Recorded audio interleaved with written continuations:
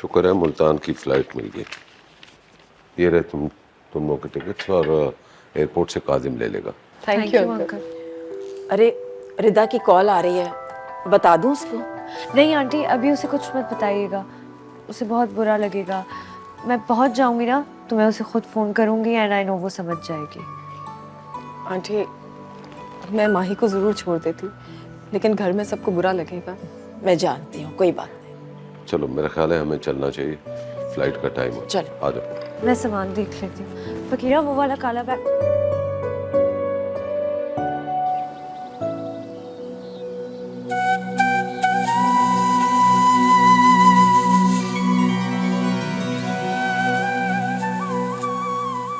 रशीदा न्याज बांधते साऱ्यांनी, आमना तुवे बांधते।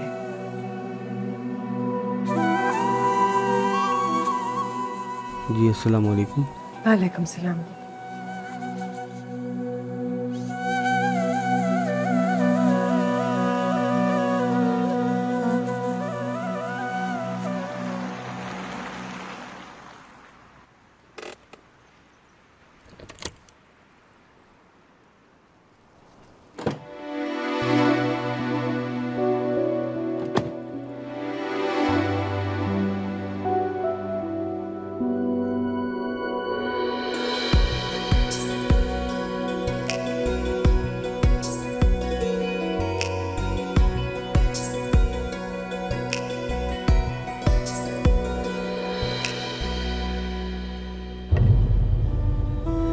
सलाम फकीर साईं।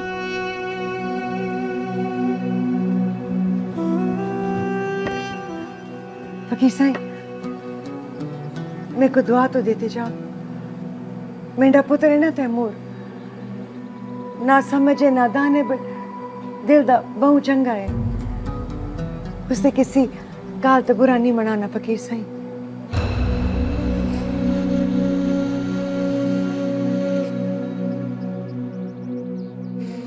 डोली उतरेगी आज तेरे शहर में, खेल शुरू हो चुका, सब माया है। किसने डोली फकीर साईं? वो जिसका रास्ता तेरे घर से होके गुजरता है, अपने घर और दहलीज के दरवाजे खुले रखने सीख ले। बड़ी सवारियां उतरेंगी, कुछ कांधों पर, कुछ पैरों पे। खैरी सल्ला फकीर साईं, कांतों पे क्यों? डोलियां कांधों पर ही तो उतरती हैं ना। डोलियां उतरेंगी, डोलियां उतरेंगी, डोलियां उतरेंगी, डोलियां, डोलियां उतरेंगी, डोलियां, डोलियां उतरेंगी, डोलियां, डोलियां उतरेंगी, डोलियां, डोलियां उतरेंगी, डोलियां, डोलियां उतरेंगी, डोलियां। हक हक अल्लाह।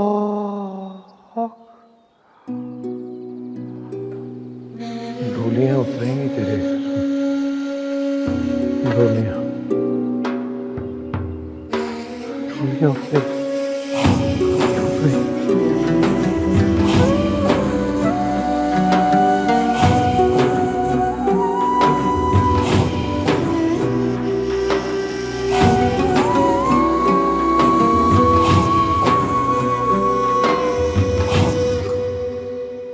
जी भाभी, वो वक्त पे टेक ऑफ हो गया था, अब तो पहुंचने वाली होंगी।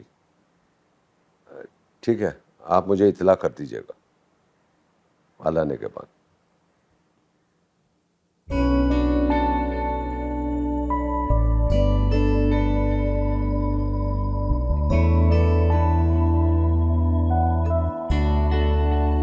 फरहाद,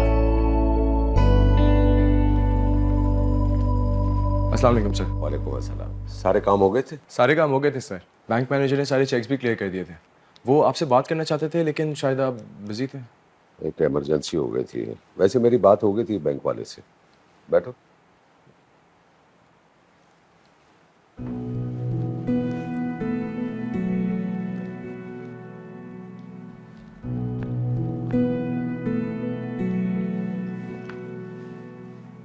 सर क्या बात है, आज घर में कुछ गैर मामूली खामोशी सी है। हाँ, ज़्यादातर मेहमान तो रात को ही वापस चले गए थे, और वो भावलपुर वाले जो मेहमान हैं उनको मैं खुद ही ड्रॉप करके आ रहा हूँ अभी। क्या मतलब है, कुछ समझा रहे हैं? नहीं, मेरा मतलब है अभी तो वलीमा चल रहा है ना। ओ, एक इमरजेंसी हो गई थी, खानदान में किसी करीबी रिश्तेदार का इंतकाल हो गया था, इसलिए उसे जाना पड़ा। तो क्या वापस नहीं आएंगे क्या? मेरा मतलब वो लोग। मैंने कोई इम्कान नहीं है, कल ही तो वलीमा है। और बड़े शाहजी, मेरा मतलब है माही के वालिद मिजाज के बड़े सख्त, बरसों पुरानी दोस्ती का वादा देकर माही को रिदा की जिद पर यहाँ बुलाया था। अब कहाँ आने देंगे उसे? अब तो रिदा को वहां जाना पड़ेगा उसे मिलने के लिए।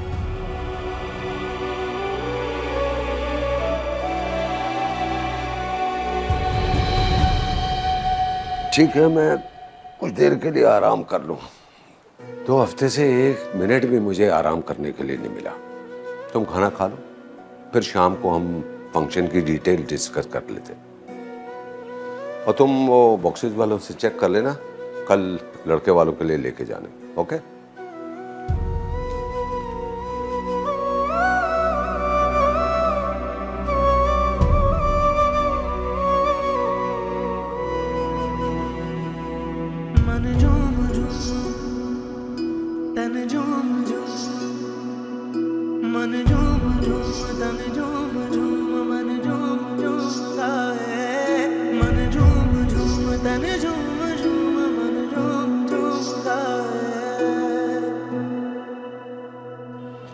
क्या यार, वापिस चली गई है बगैर तुझसे मिले, बिना तुझे बताए?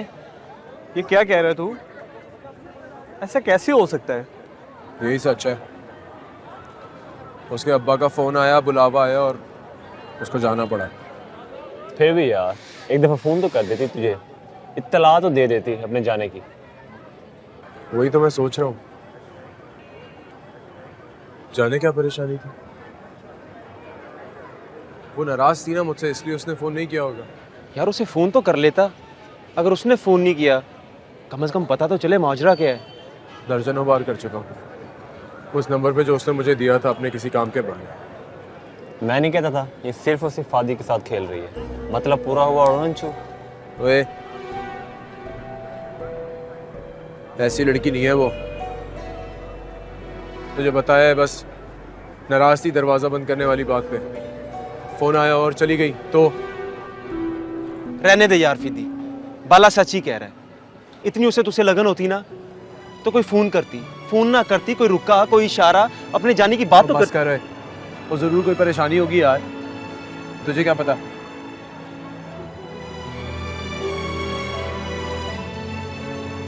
तेरा दिल तो पागल है एक नंबर का।